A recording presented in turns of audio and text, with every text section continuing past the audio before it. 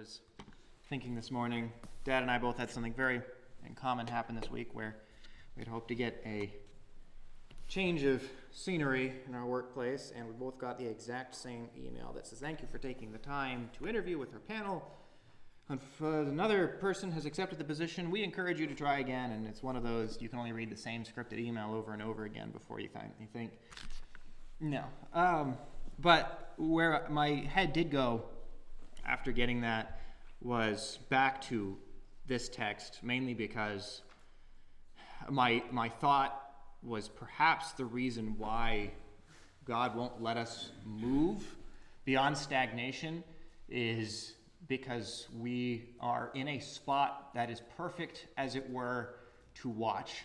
So my job is pretty predictable in terms of I wake up every day around the same time, start work every day at the same time. I get to work from home, and then the clock comes and goes and take breaks and lunches, and then it's over, and then rinse, repeat. There is plenty of drama that happens with people because it's customer service, but my thought was, well, maybe the reason why I have such a job is to allow time, maybe it's to avoid distraction, because last night at about 11 or 12 o'clock, so around midnight, the alarms started going off in Israel, and Israel had basically picked up on a clue that the terrorist organization to the north called Hezbollah was getting ready to launch a massive barrage of rockets, and so Israel did what's called a preemptive strike, so they basically hit first. And alarms were going off about every minute or so for a good hour or two, and there was a lot of footage coming out online of explosions going off, and that at their time was about 4:45, 5 a.m. in the morning. And just looking at that this morning and thinking, what do we do with eschatology as a subject? I mean, so many people just treat it as a theological discussion, as a debate, but how practical is it? And really, one of the things I kind of wanted to address was, before we get to the sixth angel sounding, what part of eschatology are most people interested in? If I talk about the end of the world and Revelation and so on, most people are really only interested in two general subjects. One is the beginning, discussions about the rapture and what are the signs of the times, and then the other is the end. What happens at the very end, the kingdom and all that fun stuff. And then there's a couple different things in the middle of it that people are intrigued by, things like the locust, which we covered last time, the beast and the Antichrist and so on. But a lot of this text is flyover, mainly because you don't hear a lot about these texts. So if I mention, have you heard about the locust in Revelation? Most people will have some idea. But if I said, okay, well, what about the army of 200 million horsemen? I don't think most people have any idea, or at least not sure what to think about that sort of a text. And that is what we will be covering today. And so the question then arises, okay, well, what's the practicality of this? For a long time, as a premillennial, pre-trib rapture position holder, the thought generally would be, well, all of this is kind of neat and all, but it's not really relevant. Why give it? Why mention it? Or if you're post-millennial or amillennial and preterist or partial preterist or partial preterist, depending on how sane you are, you might look and say, well, this is all past tense. And so most people would look at texts like this and say, it's neat, it's information, but it's not relevant. You'd almost read it like you would a section in Chronicles. Well, that's nice to know, but what relevance does it have to me? Maybe I can squeeze out some spiritual analogy from it, but not much more. But if we approach it from a premillennial, post-trib rapture perspective, this is where things start to get interesting. And I was trying to think through all of these things. I mean, you can look at charts and whatnot, but trying to think, okay, well, what part of this is practical? Because what's interesting about the trumpets is the trumpets, I would argue, out of all three sections, you have the 7 seals, you have the 7 trumpets, and the 7 bowls. I would argue that the 7 trumpets are perhaps the main substance of the end. They are the most practical point, because the 7 seals, most of them, we might not even see. They're generic enough that, so for example, going out and conquering, well, you could talk about that and speculate on it, but it's not specific. Food prices changing. All right, well, it does seem to be somewhat specific about that, but it doesn't tell you who does or when or how long it takes. Then you have, peace being taken from the earth so that men kill each other. Well, people have been killing each other for a long time. And so my theory was always that the seals would last over the course of years. The bowls of wrath at the very end, which we'll get to at some point, occur very rapidly. They are just one after the other, after the other, after the other.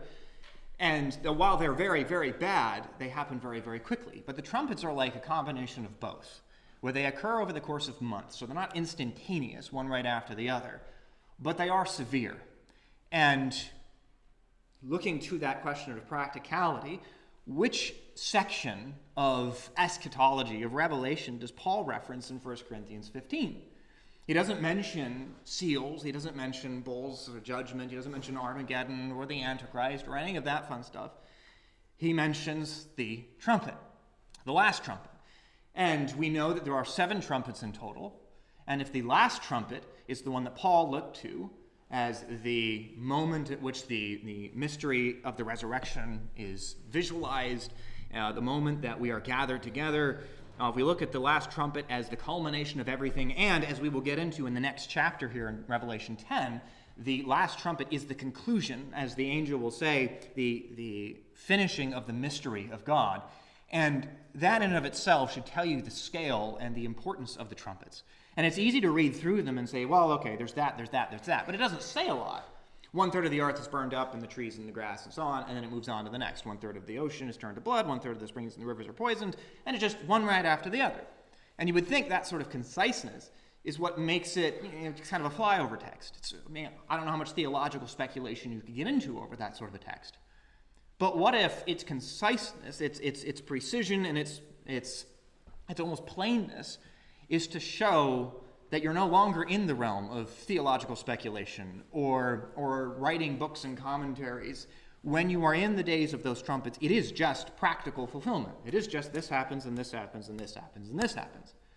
And so all of that to say, if you're alive at the time that this happens, if you hear the 6th trumpet blow, you are basically one step behind the conclusion, that it's almost over. That at that point, you are about to reach the finish point of everything, the climax of everything at that point. And so when I return to work tomorrow, and then the week after that, and the week after that, and the week after that, and just go on back into normal life, it's easy to get distracted by the monotony and the pressure. Obviously, this last week, the Democrat convention was occurring, and it's easy to get frustrated and annoyed. But just thinking, this is not just temporary. This is not just life as it is now. All of these things are little pieces being moved into place for this end. Everything is a little piece being moved into place for the end. The question is not whether or not it is playing to that end. The question is, how significant is it? And when we wake up in the morning, that the enemy to Israel's north is attacking them again, it's just noteworthy that we might not just be waiting for an end at some point. We could be getting into it. So, when we get into Revelation chapter 9, and we finished with the locusts, it doesn't stop there. This section, if you notice as you read through the trumpets, they seem to get longer in length. And so you have the first 4, which are pretty quick, one right after the other. And then you get into the 5th, which is the locusts, and that seems to spend a little bit more time. And then we get into the 6th, and the 6th spends also more time, and then ends with basically giving the perspective of the people on the earth. And then there's a break going into the next chapter. All of this is to basically show it's getting more severe, it's getting more specific, and at the same time, you're reaching the end. So, looking here at chapter 9, we've just finished with the locusts and the angel named Apollyon and the king of the abyss, and we talked about hell being opened up and all these things happening. And it ends in verse 12 by stating that that was the first woe and it's past. And behold, 2 more woes are still coming after these things. And then in verse 13, then the 6th angel sounded, and I heard a voice from the 4 horns of the golden altar which is before God, one saying to the 6th angel who had the trumpet, release the 4 angels who are bound at the great river Euphrates. And the 4 angels who had been prepared for the hour and day and month and year were released, so that they would kill 1/3 of mankind. The number of the armies of the horsemen was 200 million, and I heard the number of them. And this is how I saw the vision and the horses and those that sat on them. The riders had breastplates of color fire and hyacinth. That one I was trying to figure out the enunciation on, but there's that one. And of brimstone. And the heads of the horses are like the heads of lions, and out of their mouths proceed fire and smoke and brimstone. And a third of mankind was killed by these three plagues, by the fire and the smoke and the brimstone which proceeded out of their mouths. For the power of the horses is in their mouths and in their tails. For their tails are like serpents and have heads, and with them they do harm. And the rest of mankind, who were not killed by these plagues, did not repent of the works of their hands, so as not to worship demons, and the idols of gold and silver and of brass and of stone and of wood, which can neither see nor hear nor walk. And they did not repent of their murders, nor of their sorceries, nor of their immorality, nor of their thefts. Now, I will, before we really get into this, point out that when I write these notes, and I'm going to present this, time is limited, so I'm kind of doing almost a sort of information unloading. And so the point of this is to say that you can go back and you can look at these things for yourself and come back and listen to this again, because this is dense stuff. There's a lot of stuff that is said here. There's a lot of stuff that this interconnects with. And so I'm trying to basically put it out here in a recorded form, but that's not to say you can't come back and then listen to different parts again, listen to other people, different parts. I mean, there's a lot of stuff that's going to go over here. So, what's interesting to me about this is God, in this form of judgment, basically seems to be yanking the earth back and forth. And so you remember that the locusts came along and they started stinging people, and people were tormented in agony, but they weren't allowed to die. Death would flee from them, and they would be tortured like this for 5 months. And so here you have people that are in just unimaginable suffering. It's going to last for 5 months. I mean, that's a long time. It's basically half of a year. It probably will feel longer to the victim. And this is just going on, and they can't die, and they might try to kill themselves, but they're not allowed to. And so they're suffering and suffering and suffering. And then by month 5, you can almost imagine that they might have finally resolved themselves to this. That this is just how they're going to live. And as soon as they almost ironically get comfortable with their discomfort, all of a sudden the locusts go away. And now, having just resigned themselves to the fact that they're not allowed to die, now they're going to start dying. And they're going to start dying in massive amounts of numbers. Basically, God yanks them to one side and does not let them die, and then pulls them back to the opposite extreme and starts killing them. I mean, what you're seeing here is God's, for lack of a better term, God's violence of action. That he is not just controlling the little things, he is now controlling all of the things, even their base nature. And so, this would explain then in the previous chapter, in chapter 8, verse 13, the angel flying in mid-heaven, and he yells out to the people on the earth, saying, "Woe, woe, woe to those who dwell on the earth, because of the remaining blasts of the trumpet of the 3 angels who are about to sound." And so we've already seen one small sample of that in the locusts, and that's just the first woe, and now we go into the second one. And so the 6th angel sounds his trumpet. And again, we've gone over, the trumpets here are, as it were, the meat of eschatology. That by the time the 7th trumpet will be sounded, you're basically at the end. In fact, the next angel, as we mentioned, is going to reiterate that now the mystery of God is complete. Now there is no more delay. Now the culmination of all of these things is going to be realized. And then, when the 7th trumpet is sounded, you see this declaration that the kingdom of God has come down to the earth. That this is the victory sound. That it's over. And you take a break. And we go into chapter 12 and 13 and 14. And we kind of go back and we're given more context about something else. But really, we're not quite at the darkest point yet, but we are very close to the darkest point. And so the angel picks up a 6th trumpet, and by this point, you can imagine the people on the earth, which I theorize at this point, I think, they can hear the trumpets, which would explain the angel in mid-heaven saying, "Woe to you," because of the remaining blasts of the trumpet. And you kind of picture or put yourself in the shoes of somebody who's already gone through 5 of these other torments, and here comes another angel, and he's about to blow his trumpet again, and you can imagine they have all kinds of trauma and terror every time they hear it, and now here comes another one. And again, all of these had been lined up in front of the throne. And so you had the 1st, you had the 2nd, you had the 3rd and the 4th and the 5th, and now the 6th stands up. and he blows his trumpet. And so he sounds the trumpet in front of the throne. And a quick recap, because again, these are really significant things. The only reason I say that more than any other is because the text makes it significant. So here's everything that the trumpets have accomplished up to this point. So they appeared when the seventh seal was broken, right? So the seal's like a scroll that's kind of bound up and it's sealed at 7 different points. So you either break the first, you break the second, you break the third, you break the fourth, you break the fifth, you break the sixth, and then when you break the seventh, the rest of it unravels. It's now finished. That's why you see an angel holding it open in chapter 10. So they appear before the throne after the seventh seal was broken, and these begin to sound. The first trumpet, of course, causes a third of the world's earth and the trees to be burned up, and all of the green grass.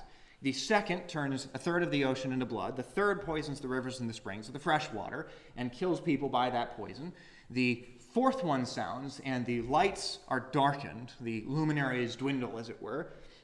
And then the fifth just sounded, and the locusts have been unleashed for 5 months, and now it appears they're pulled back, and for the sixth to be sounded. And what's interesting here is by nature of what Revelation is, we read phrases like "I heard" or "I saw." And what John is acting as here is John's not making this up. He's not writing a theological discourse here. He's basically being brought along to record what he's seeing. That's basically just like a historian would do, similar to the way the Gospels accounts were written, especially by, say, someone like Luke, who was a historian, who heard different accounts of people, or people like Matthew, who was there firsthand. Here, John is being brought along, and he was told at the very beginning of the first chapter, write down what you see. And so John, he would see something, and he would write it down, and I saw, and I heard. And so in this case, he sees the sixth angel stand up, he hears it pull his horn, and then he hears a voice from the altar. Now, this altar is specifically called the golden altar with the 4 horns. And if you know your Old Testament, even just a peripheral understanding of the Old Testament, this was a very important altar that was seen there. Now, the altar was used for the sacrifices, not just blood sacrifices or sin sacrifices.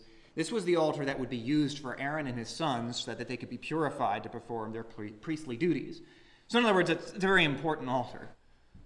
And you can read about that altar in Exodus 30. We're kind of given an interesting insight into something that I've mentioned before, and I still think is one of the neater things to read in Hebrews. Because in Hebrews, it talks about Moses being given insight or drawing the blueprints, as it were, for these different pieces of furniture as he saw them. So he sees their likeness and replicates them. But anyway, the basic point that I wanted to bring out of this is there was the instructions given that Moses was told, all right, make this altar, make it out of wood, because a lot of the things were made out of wood and then would be covered with gold. And to me, that was reminiscent of the idea that it was a replica. But more importantly, that there was something he was looking at that he was replicating. And so this altar was something that would have been known to the Jewish reader in the law. Obviously, there was multiple different kinds of altars. And so when it brings out that this was the golden altar with the 4 horns, we can ask the question as to which altar is in reference here. And you remember back earlier in Revelation, you had the different seals, and the 5th seal was broken, and you had the saints seen under the altar. And the saints were seen under the altar, and they were crying out with a loud voice for vengeance. So how long, O Lord, until you avenge our blood on the earth? And the phrase was given to them in the statement that they should wait a little while longer until the remainder of their brethren, who were to be slain as they had been slain. And so you look at this altar and you recall to mind that this is something tangible. And the reason I bring this up is a lot of times when I'm reading through these texts and commentators on these, I came across a couple different people who would read numbers like 200 million horsemen, and they would say, well, this number is too big to be literal. No one could imagine an army that big, so it must not be real. It must not be literal. And you see this a lot with these pictures in Revelation and in Daniel and in other places. And the question I started to ask was, do people in these theological camps think that angels are real? Do we think that demons are real? Do we think that heaven is even a tangible place? Or is it just an eternal metaphor? Because at some point, we've got to ask the question of how much of this is practically true, how much of this is real, how much of this is tangible, and will we see? And so when this vision is seen here in Revelation, and John hears a voice crying out from the altar, he recognizes the altar, he recognizes the four horns, he recognizes that it's golden. He likely is the same altar that the saints were seen under earlier, and the voice cries out from it to issue a command. And so we've already seen the throne, which we discussed in chapter 4 and then again in chapter 5, and we've seen these countless groups of angels singing along with the saints, and all of this is to put, I think, not a picture, I think it is a real event. And so we're looking at the real altar here now, and a voice cries out from it, and he gives an instruction. And so the question can be asked, well, which voice is in reference here? What's being discussed? Is this the saints under the altar that are crying out? Because they were under the altar and they cried out for vengeance, and we're about to see a lot of death. So is it them? Or my theory is that it's still God speaking, because the horns on the altar were at the top. They were always at the top, regardless of which of the altars you were looking at. And so under the altar were the saints, and above the altar cries a voice. And so you remember the voice above the altar, which was God, because that's who they're crying out to, says, wait, give it more time. I will have vengeance on your enemies. I will avenge your blood. Just give it more time. Well, now here the voice is, the same voice, the same God, crying out from the top of the altar, tell the sixth angel to unleash 4 other angels that are bound at the river Euphrates.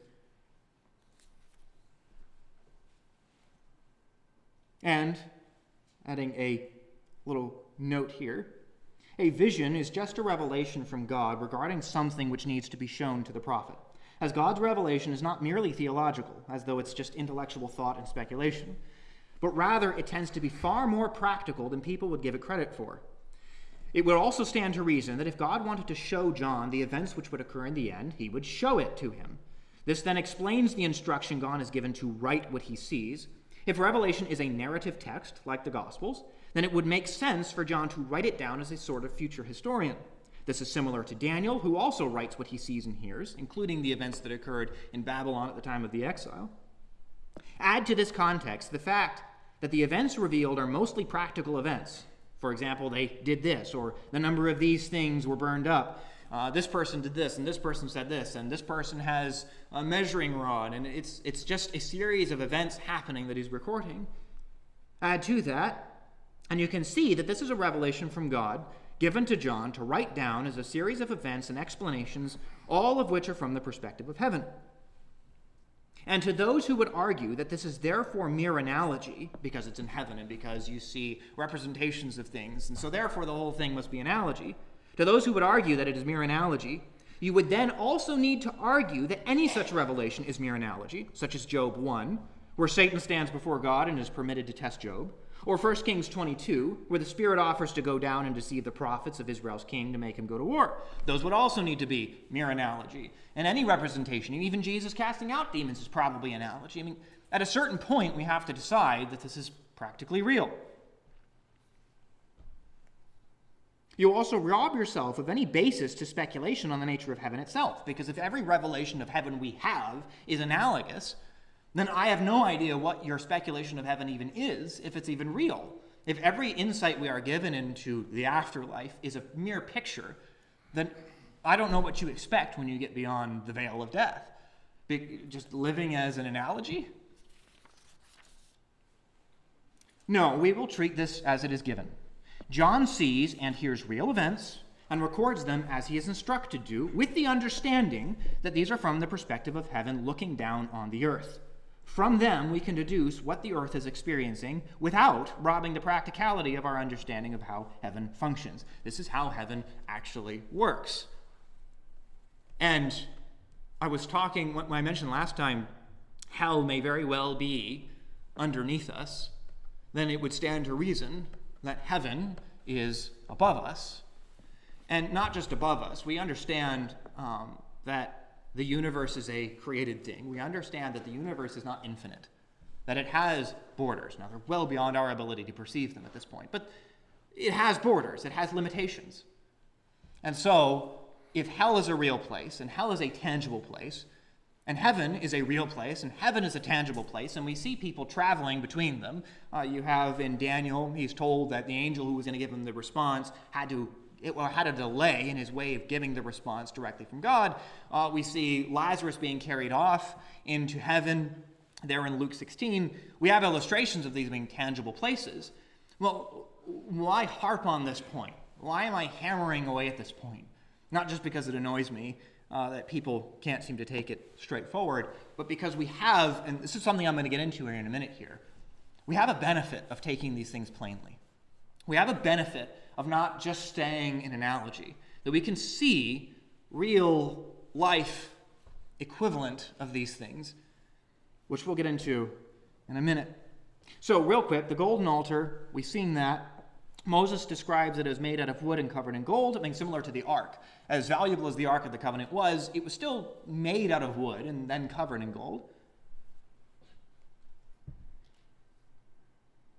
And it was likely under this altar that we see the martyrs from the fifth seal cry out for vengeance, though we're not told specifically, so we can debate that one, but I don't think that's particularly relevant here. Either way, we hear the voice. What does the voice say, right? What's the instruction the voice gives out? What's God telling the angel to do? And that's to unleash 4 angels. Now, why tell us that it's coming from the altar? And like I said, it's likely referring to God or the Lord himself, because that's the one who the saints cried out to. But the voice is going to issue a command to release 4 angels bound to the Euphrates River in order that they would slaughter a massive number of humanity. So in other words, if this is all practically real, then so is the command, and so is the consequence to it. And before the reader can conclude that this command does not come from God, as though the devil would issue a command to slay people, which would seem like a counterproductive thing to do, we are told immediately that the command comes from the Lamb. In other words, the Lamb who was now slain is now going to issue the command to slay men. And if this idea that God issues commands to kill people, if this is troublesome to you, and I have seen people who, in the commentaries, hesitate at the idea that God would issue a command to an angel to kill humanity, to kill so many people, I would bring your attention to a couple different illustrations of this. One of them we'll get into in a minute here. But go all the way to the end of the book here in Revelation 19, and you'll read that God doesn't just issue commands for angels to kill people. God doesn't just issue commands for angels to get themselves all messy with the blood of people and violence and so on. In Revelation 19, we're going to see a picture that we kind of gloss over, but we'll just read it as it's given here. In verse 11 of chapter 19, and again, there's that phrase again, and I saw heaven opened, and behold, a white horse, and he who sat on it is called Faithful and True. And in righteousness he judges and wages war. And those last 2 words there should really settle the issue. That he doesn't just save, but that he wages war. But it continues. Verse 12, his eyes are like a flame of fire, and on his head are many diadems, and he has a name written on him which no one knows except himself. And he is clothed with a robe dipped in blood, and his name is called the Word of God. And the armies which are in heaven, clothed in fine linen, white and clean, were following with him on white horses. From his mouth comes a sharp sword, so that with it he may strike down the nations, and he will rule them with a rod of iron. And he treads the winepress of the fierce wrath of God the Almighty. And on his robe and on his thigh he has a name written, King of Kings and Lord of Lords. And then I saw an angel standing in the sun, and he cried out with a loud voice, saying, to all the birds which fly in mid-heaven, come, assemble for the great supper of God, so that you may eat the flesh of kings, and the flesh of commanders, and the flesh of mighty men, and the flesh of horses, and those who sit on them, and the flesh of all men, both free men and slaves, and small and great. And then you see the beasts and the kings of the earth gathered together for what is infamously called Armageddon. So in other words, this sampling here that we have in chapter 9 of people dying and being killed by angels, I don't have to come around and say, well, then they must be demons, or it must be the devil doing it. On the contrary, I would argue God is far more capable of performing this than even the devil. So the command is issued to release the 4 angels at the river Euphrates. Now, these angels are fun to think about because one of the practical implications of this text is that there are 4 angels currently at the river Euphrates right now. Because they've been waiting for this year and this month and this day and this hour. They've been waiting around a long time for this moment. So, here we find another example of how people don't know how to categorize these sorts of angels. There was all kinds of speculation on what exactly these 4 angels are. Many conclude that these are demons of some sort or another, with one commentator saying the following. And so this is just a small sample of what I got to read through. Quote, "Some have taken these to be good angels. I do not so regard them. Good angels are free and not bound. Good angels would not destroy men, except by special command of God. But these had only to be loosed, and they at once rushed forth for slaughter, impelled to the dreadful business by their own malicious nature. They were bound in mercy to our race, and here they are let loose in judgment. Their number also indicates the universality of their operations." Now, if you paid attention to that quote, you'll probably figure out how I'm going to counter this one, and it's pretty straightforward. There's actually 2, or really 3 big points to go after here. So I disagree with that assessment that they're demons. So, first, regarding the function that these are to destroy men, it is not unknown to Scripture that God would dispatch angels to slaughter mass numbers of people, as the commentator himself even concedes in saying, quote, "except by special commandment of God," which you just heard from coming from the horns of the altar. In fact, John goes out of his way to take note of the fact that he heard a voice saying, "Release them, send them out." So there's your special command of God. So that's the first point. Second, we see angels killing or slaughtering Israel's enemies in 2 Kings 19:35, where the angel of the Lord entered the camp of the Assyrians and killed 185,000 men in their sleep. Why people assume that God cannot dispatch his holy angels to kill men is beyond me. I don't understand why people have hesitation with that. Who said God is bound by anything in this regard, especially since he's already done it? Now, as for the angels themselves being bound to the Euphrates, we need only recognize that the word bound is not exclusively negative, like in the New Testament. For example, in Acts 20:22, Paul, referencing going to Jerusalem, says, "And now, behold, bound by the Spirit, I am on my way to Jerusalem, not knowing what will happen to me there." Or Romans 7:2, "For the married woman is bound by law to her husband while he is living." Same thing in 1 Corinthians 7:27, "Are you bound to a wife? Do not seek to be released." So to be bound to something is not intrinsically negative. It just means that you are tied down to it as either negative. It can mean that you are bound. So when Jesus was arrested in the garden, they bound him. So it can mean that. But you also have examples like Colossians 4:3, where Paul says, "So that we may speak forth the mystery of Christ, for which I have also been imprisoned." So this terminology does not exclusively mean that somebody being bound therefore must be bad, or something bad must be happening to them. In fact, someone may be bound by command and obligation for a specific purpose. It is also noteworthy that he does use the word for demon in the same chapter in verse 20. So if you go down to the very end of the chapter, it says that the people of the earth did not repent, and one of the things it mentions that they don't repent from is worshiping demons. And the word for demon is used there. It's just not used earlier in this book. It's not used to describe these angels. It's not used to describe any of the angels up to this point. In fact, this is really the first use of the word in the entire book. So to say that they must not be good angels because they kill people and we just, for some reason, can't accept that idea is simply unreasonable. John specifically uses the word for angel, or angelos, here.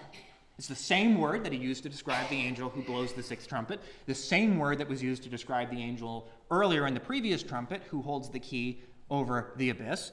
It's the same word that we've seen used for angels perpetually throughout the same book. While it may be that there are some form of demonic beings, the text does not in any way demand it here, and appears to make clear that they are a form of angel reserved specifically for enacting the judgments of God.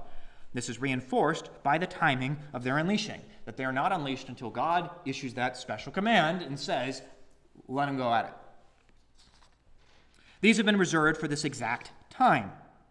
They have apparently been tied to the Euphrates River since the beginning of the earth. I mean, there's no indication as to when their being bound there occurred, other than, I think, and this is just me speculating now, but other than I think the fact that they are tied specifically down to the Euphrates. So if you remember, you go back to Genesis, there were a few different water supplies coming through Eden. And one of those was the Euphrates. And apparently, the Euphrates River survived even the global flood because, as we'll get into soon, it's still here to this day. Based on this, based on the fact that they've been tied down to the Euphrates River, that they've been waiting here, it indicates for years that they've been sitting here. And again, I argue since the beginning they've been waiting. We can actually come up with some very, I think, fun speculation. So I can ask the question, all right, we got 4 angels bound to the Euphrates River here who are going to unleash an army of horsemen to kill people. What kind of angels are we looking at here?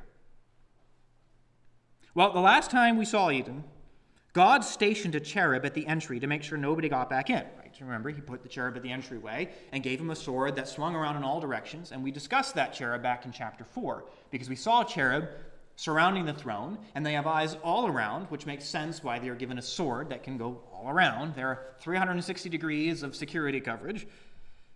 And we know that the 4 angels which surround the throne of God in Revelation 4 are also cherub, and we can deduce from that text that they are angels designed for protection or as guardians, as this is the function we see them perform. So they surround the throne. They're in the immediate proximity of the throne.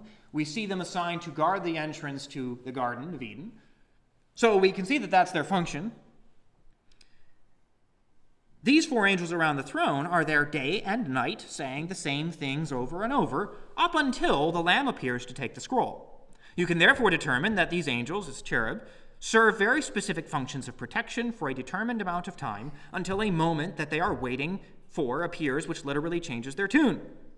So here we see that there are also 4 angels, so it's the same number of angels, bound to the Euphrates River, the same area where Eden was with the cherub stationed, and they have been waiting here for the exact year, month, day, and hour that they are commanded to unleash their armies. So they've been waiting. So my theory is that we're looking at cherub here. And if you then say, okay, well, what practical effect does that have on how we look at this? Well, it means that God doesn't just have some white-robed, halo-wearing angel kind of floating around the Euphrates. It means he has one of the most terrifying angels, 4 of them, sitting around waiting for the exact moment that God gives them the all-clear to go and do their job. So the conclusion is that these are cherubim who are bound by function to hold in the army of the horsemen until this exact moment. Now, they have an army, right? Not much is said about the angels. It just moves on into their army. In fact, that's where it spends the majority of the time. Now, in the Greek, in case you were wondering about that number, the wording, and I take this from Mount's Interlinear, in case you're wondering, in the Greek, it is numbered as twice 10,000 times 10,000. And because I just am not great at math and I wanted to just double check, I whipped out my calculator and did the math, and that's 200 million. It's not algebra, it's not calculus, it's just a lot. It's a massive number. And what was funny to me is one commentator said that number's too big. It can't be literal. It's not supposed to be taken literally, that's too many.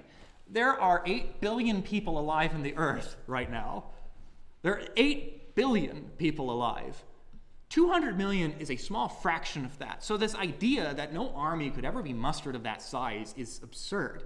I just don't understand why we try to play the practical game to write off a plain conclusion, because we just don't see it. I mean, it's not a stretch.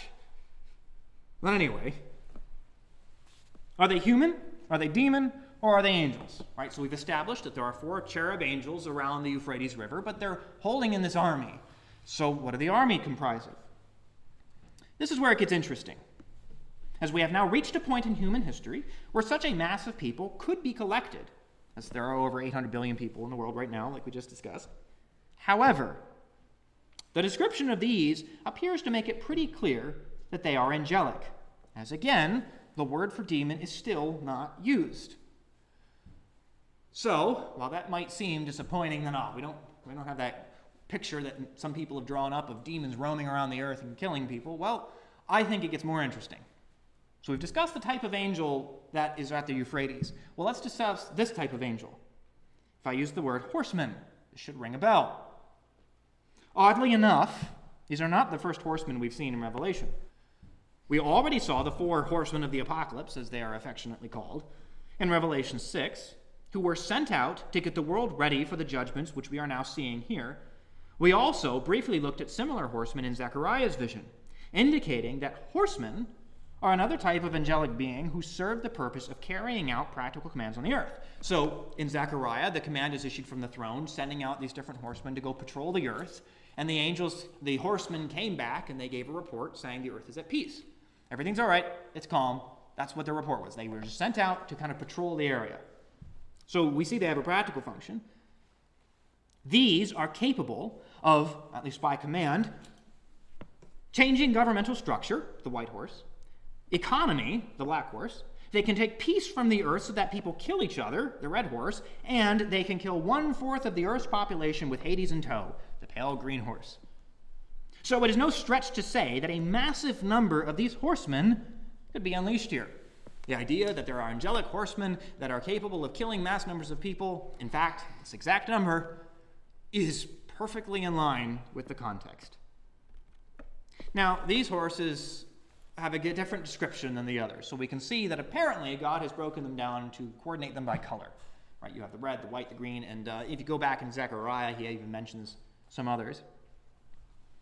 So we first have the rider on the white horse. Not a great deal is said about the rider, other than to say that they have armor. They have, in this text it says breastplates, or you could view it as a sort of chainmail or a suit of armor.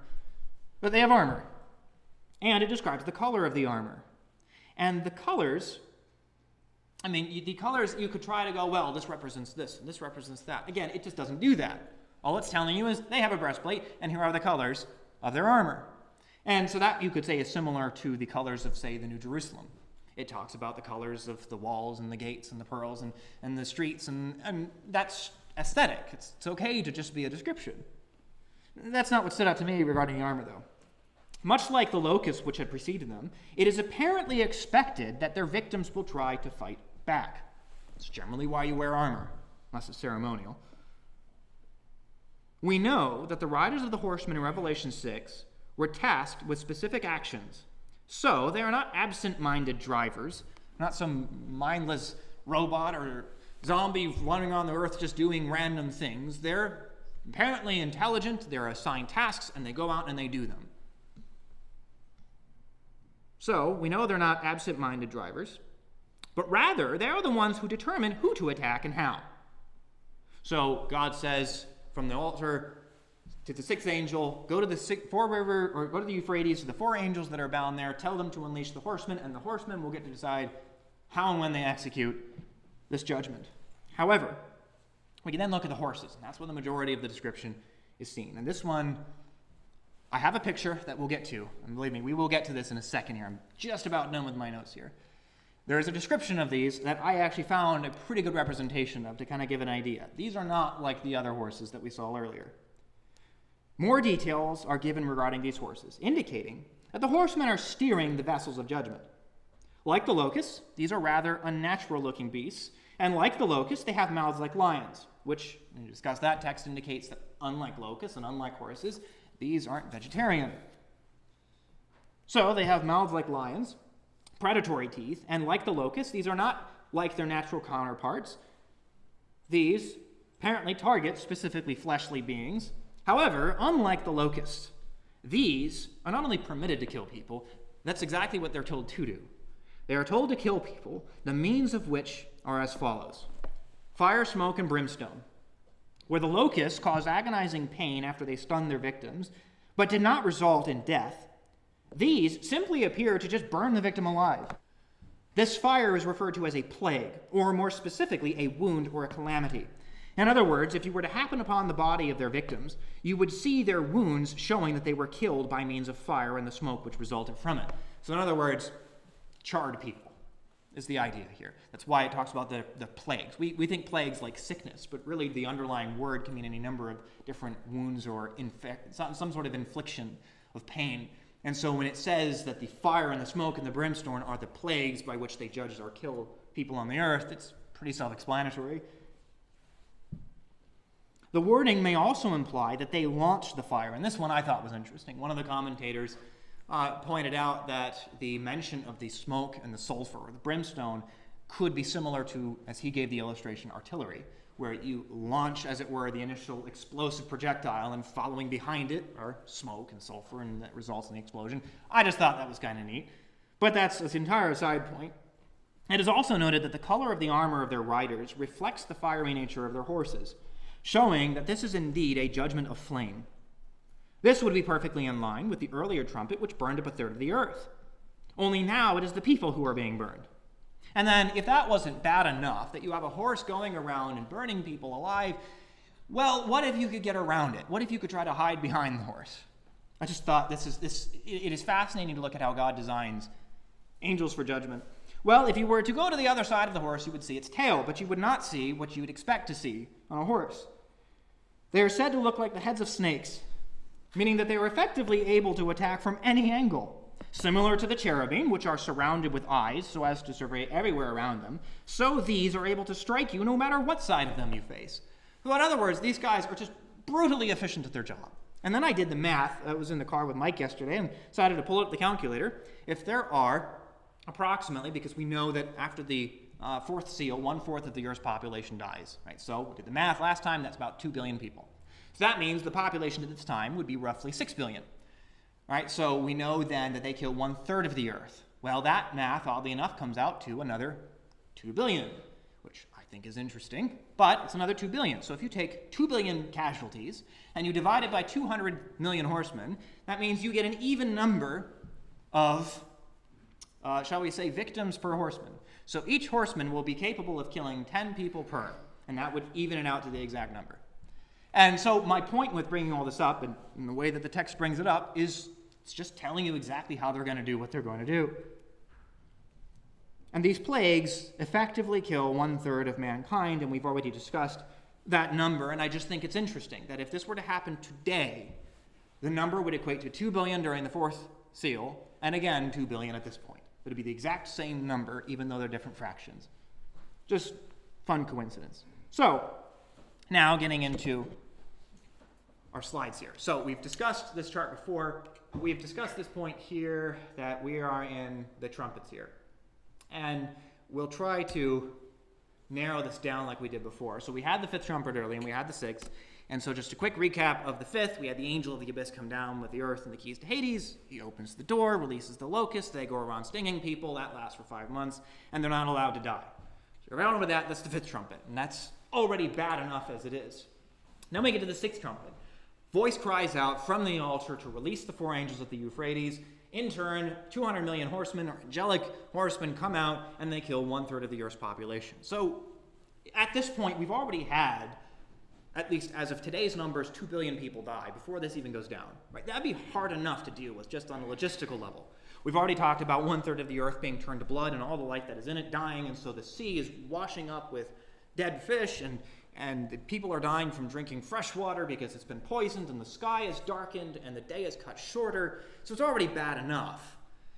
And they're likely still catching up on burials from the last round of people dying in massive numbers, and now another 2 billion people die. In other words, this is just a very grim picture.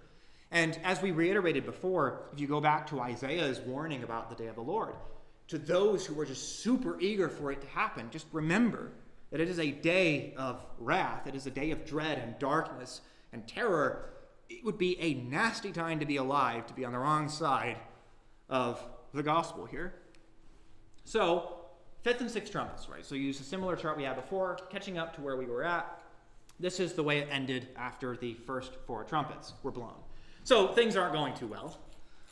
If you try to put yourselves in the shoes of anybody alive at this time who isn't saved, you're already, if you're still alive and you're still able to think, you're hoping this probably comes to an end soon. This is just terrifying.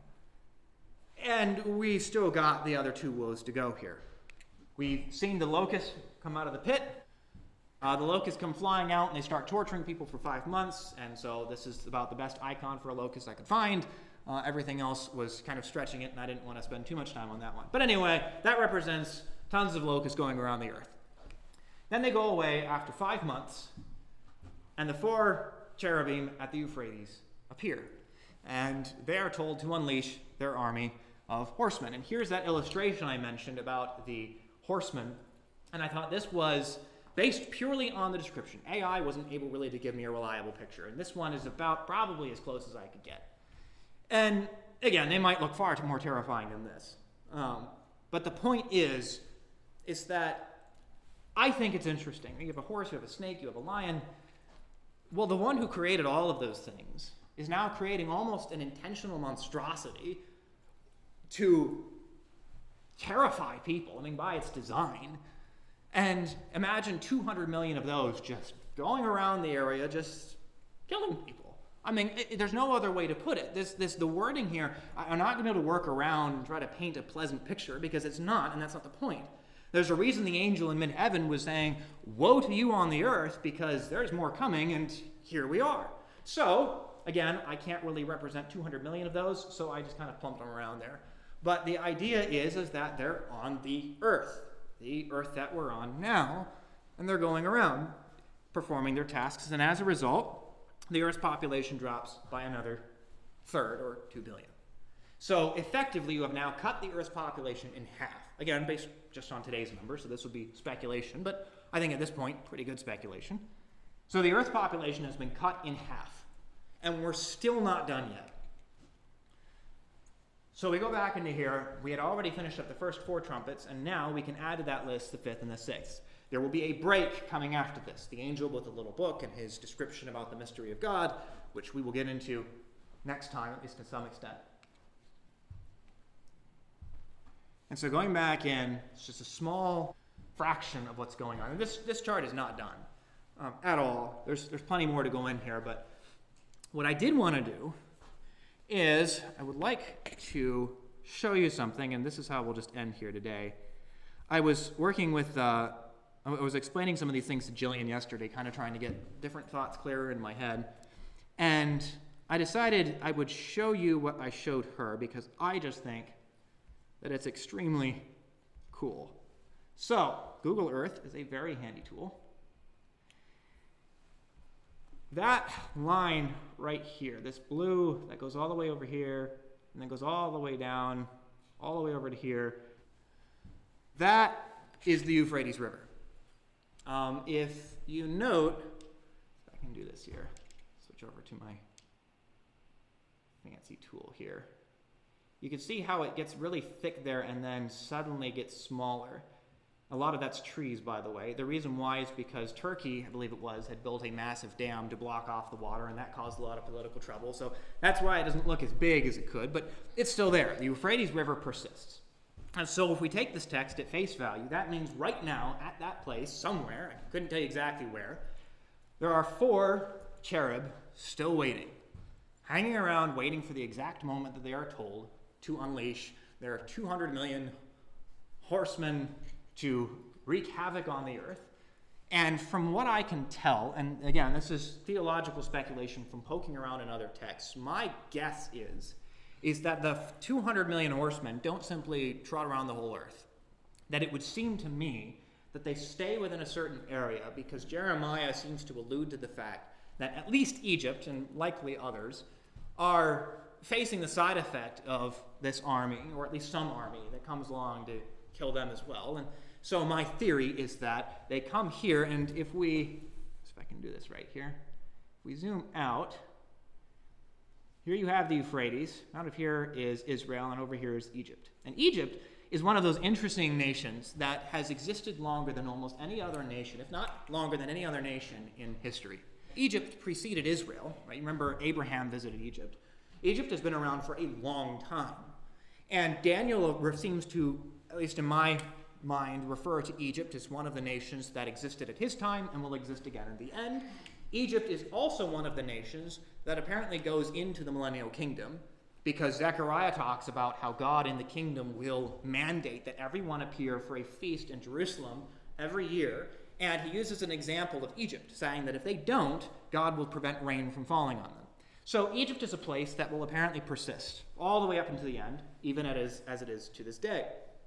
And so my thought is that you apparently have, let's see if I can get this to work here, around the river Euphrates there, these 4 angels with their 200 million, and I can't tell you where exactly in here they go, though it seems to me they'd make their way at least as far south as Egypt. And I just bring this up because this is the real world that we're living in here.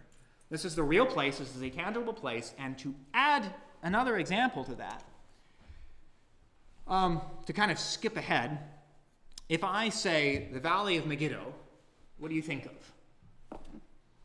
Well, if you've read through the latter part of Revelation, you might know its other name, Harmageddon, or as we like to call it, Armageddon. In Armageddon, we are told exactly where it happens. We are told that by the time we've reached to the end, right, all the trumpets have been blown at that point. For the most part, everything's kind of been finished. And the seven bowls of wrath are poured out on the earth. And there's everything from boils and darkness and pain. And then one of the bowls, the sixth bowl, I believe it is poured out on the river Euphrates. This is the only other time it's mentioned in Revelation. And it says that the bowl is poured out to dry up the river. And the reason it's dried up is to make a path to the battle. So we know that all the nations will gather against Israel in the valley, which we'll get over to here in a minute. But apparently, all these earthquakes and traumatic events that have occurred across the geography of the world have created a problem for the kings of the east. So all the kingdoms of the east that want to come to the same battle, they're not allowed to, because likely the massive earthquakes have just messed up all the normal paths. So God dries the Euphrates River up, dries the whole thing up. And it says in that text, the reason he does that, I thought it was odd that was a judgment. That God judges the world by creating a path for the kings of the east. Why do that? Well, we know that when they get to the Valley of Armageddon, it doesn't work out for them. And so effectively what God is doing is an age-old strategy in warfare of funneling the enemy. So the kings of the east are funneled specifically through the Euphrates River to make sure that they have one way to get to the valley. They can't flank, they can't get around, they have to go through this way. And so God pours it out as a judgment to basically make them take a certain path. So, practically speaking, whoever the kings from the east are, and that could be anybody in that direction, have to come down and they have to go through or over the Euphrates River here, and they have to make their way down to the valley that way. And again, this just shows how practical, how precise some of these things are here, that God's going to funnel them. Well, all right, the Valley of Megiddo is going to house a lot of people. I can't even begin to speculate how many. Likely in the hundreds of millions, if not a billion. I mean, it's hard to say exactly how many people will pile up at that point. But a lot of them are going to pile up. Israel's going to be attacked predominantly from the north. Zechariah tells us that half of the city of Jerusalem will be taken before Jesus returns. And so that means the Jews have been fighting up to this point, and they lose half. And my guess is it's the northern half that they lose, because Daniel tells us it's the north that's attacking them. And so it would also make sense that the kings of the east have to come through the Euphrates River, which is to the north. And so all of that to say, all of the bad guys will be coming from the north. And so they pile up against Israel in the Valley of Megiddo. Now, you can try to picture that scene in your head. But I don't think you have to try too hard, because if we go, we can look, thanks to the power of modern technology, and we can take a quick look at what the valley looks like. And what I think is fascinating about this valley is two basic attributes of the valley. Well, really three. If we look at the valley here, you can see it's very wide open. I mean, we're talking all kinds of room to cram in all kinds of people in this valley. And it goes both ways. It is just a massive, open, flat space. And if you notice in the distance, we have hills and mountains. And so I like to think of it like it's a bowl. That there's one way in, basically, and especially at this time geographically, God is going to funnel them into this big open plain. And so at some point in the future, this is where everything ends. This is where all of it comes to its conclusion. The day of man, as it were, finishes here in this valley, literally. It finishes plainly, it finishes practically, and if you are on the wrong side of the gospel, you may very well be standing in that field, getting ready to finally have your last push because you're sick and tired of the one who's been judging this earth and doing all these things, and you're going to take it out on his people. So you've been beating them all the way halfway into Jerusalem, and you're about to get your last push, and you're going to gather the biggest army the world has ever seen, and you're going to finally get rid of them. And so you get into this valley. This is a real place where real people will stand. So the first attribute is it's wide open. The second attribute is there's hills in the background. But there's one other attribute. I don't know if you noticed. I noticed it because I just think this is cool. Notice how open the sky is. It's a wide open. I mean, there is no obstruction here. That this is on top of a hill overlooking the valley, and just how open that is. And we know that the king coming on the white horse, whose name is Faithful and True, and he comes to wage war against the armies of the earth in this exact valley, will descend from the sky with all of his holy ones with him, and you will be able to see it. In fact, as far as I can tell, you'll be in it. You'll be coming from that sky there, and you'll be coming down and overlooking this massive valley. He has now funneled the enemy and trapped them inside, and there is nowhere for them to run. That this is where this will go down. So, in case you were ever thinking, I need to travel to Israel before I die, I wouldn't worry about it. You're going to end up there at some point or another. So this is where, if you are on the world side, if you are one of the inhabitants of the earth, and somehow, in a 1 in 2 chance you make it alive up to this point, this is where you will end up. Well, that's not where we're going to stop. Right, so this is the valley of Megiddo. This is where Armageddon goes down. This is where people die. And I'll read a text here in a second to conclude exactly how that goes down, how God kills them. There's a reason I call it a bowl. But we also know that the blood from the enemy will rise up to the horse's bridle. So it's a bowl. It's going to be pretty nasty here. But Jesus doesn't sit down here. We are told where he sits down, and we'll get to that text in a second. But there's one other place that we can visit, again, using the power of technology, and that is the place where you will end up. And I think this is, whenever I throw on my VR goggles and go into Google Earth, this is my favorite place to visit every single time. And again, you'll end up here at some point or another, and that would be the Mount of Olives. And the Mount of Olives, again, is overlooking at least what is either the Temple Mount here, or if they're wrong, the Temple Mount is somewhere over here. Either way, it overlooks it. And we know that the enemy will be coming from the north, which is that way. And so, way out there is the valley. Christ will apparently descend down this way, kill all of them, and then plant his feet down on the Mount of Olives here, overlooking the whole city. Half of the city will have been taken, but that's not a problem anymore, because he's coming back and he's fighting for his people as in the day of vengeance. And so that's all concluded, and this is where he ends up. Like, this is practically where it will all come down. And just trying to put that into a practical perspective, I don't know how you can't find this fascinating. That we can look right now at the board that God will have set the pieces up at. You could visit it, I mean, if you can find an airline in, because Israel is currently being attacked by the north. Fun fact. As of this morning, that was going down again. And so, it's a real place. It's already there. We have a nation-state of Israel. We have a literal state of Jews, more than in any other point in modern history since the last 2,000 years, all have collected back there. Egypt is a real place. Greece is a real place. Rome is a real place. Syria is a real place. Persia is now known as Iran, which is a real place. Saddam Hussein tried to rebuild Babylon from Nebuchadnezzar. I mean, these are all plain. It's not pushing it. And so that would also stand to reason then that the geography is just as plain. So, the text I want to end with here, see if I can pull it up and remember which one I was going with here. I want to say it is, I remember. It's in Zechariah chapter 14. We'll just read a small section of it here, starting at verse 1. Behold, a day is coming for the Lord, when the spoil taken from you will be divided among you. For I will gather all the nations against Jerusalem to battle, and the city will be captured, the houses plundered, and the women ravished, and half of the city exiled. But the rest of the people will not be cut off from the city. Then the Lord will go forth and fight against those nations, as when he fights on a day of battle. In that day his feet will stand on the Mount of Olives, which is in the front of Jerusalem on the east. And the Mount of Olives will be split in the middle from the east to the west by a very large valley, so that half of the mountain will move towards the north, and the other half toward the south.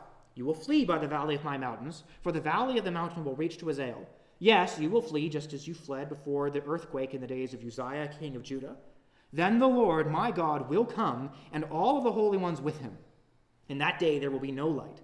The luminaries will dwindle, for it is a unique day, which is known to the Lord, neither day nor night, but it will come about that at evening there will be light. And in that day, living waters will flow out of Jerusalem, half of them towards the eastern sea, and the other half towards the western sea. And it will be summer as well as in the winter. And the Lord will be king over all the earth. In that day, the Lord will be the only one, and his name the only one. This is where that happens. We can look at it right now. And that, I think, is just one of the coolest things that we have the ability to do today, and is a fantastic way to remind yourself every day that you go into work and think, this is never going to change. It is going to change, and it is going to change dramatically. And we already have things in the news you can look at to remind yourself, this is not where it ends. That is. And there's a lot that happens before it. Let's pray. Thank you, Father, for this brief glimpse into the future that we get to have. I thank you that you have given us plenty of detail for us to be able to have an idea of what we're looking at. But I ask that we use this as the means that has been given to us for, that we can remember that this is not yet the end, that there is a point to everything, even the monotony, that we have something to look forward to and something that will not end. And so I thank you that you have this plan already set up, already set in stone, already in motion, and that you have given us the ability to know that when these things happen, of all the people in the world, we don't have to be afraid of them. We get to be excited about them. So I thank you that you've given us these opportunities to be able to look into the future. And as John said at the very end of this book, we pray earnestly that this happens soon, that you come quickly. We thank you for these things in Jesus' name. Amen.